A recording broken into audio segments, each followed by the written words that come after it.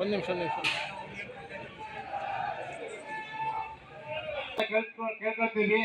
ಇಲ್ಲಿ ಚೇರ್ ಹಾಕ್ಲಿಕ್ಕೆ ವ್ಯವಸ್ಥೆ ಸರಿ ಇಲ್ಲದ ಕಾರಣ ದಯವಿಟ್ಟು ಚೇರ್ ವೇದಿಕೆ ಮುಂಭಾಗ ಬನ್ನಿ, ಆ ಕಡೆ ಬನ್ನಿ, ವೇದಿಕೆ ಮುಂಭಾಗಕ್ಕೆ ಬನ್ನಿ, ದಯವಿಟ್ಟು ಎಲ್ಲ ಮುಂಭಾಗ ಬನ್ನಿ, ವೇದಿಕೆ ಮುಂಭಾಗ ಬರ್ಬೇಕೆಲ್ಲ, ಮುಂಭಾಗ ಬರ್ಬೇಕೆಲ್ಲ, ದಯವಿಟ್ಟು ವೇದಿಕೆ ಮುಂಭಾಗ ಬರ್ಬೇಕು. ಪ್ರಮುಖರು ಮಾತ್ರ ವೇದಿಕೆ ಬರಬೇಕು, ನಾವು ಕನ್ನಡರು ಮಾತ್ರ ವೇದಿಕೆ ಬರಬೇಕು. ದಯವಿಟ್ಟು ಎಲ್ಲ ಮುಂಭಾಗಕ್ಕೆ ಬನ್ನಿ, ರೈತರೆಲ್ಲ ಮುಂಭಾಗ ಬನ್ನಿ, ರೈತರೆಲ್ಲ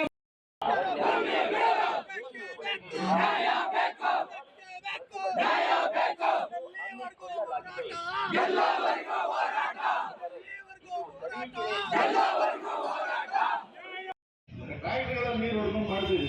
ನಮ್ಗೆ ಆ ನಂತರ 100 ಜಾಗ ಆಗಿದ್ರೆ ಕೊಟ್ಟಿದ್ರೆ ಇವ್ರು ನಮ್ಮಲ್ಲಿ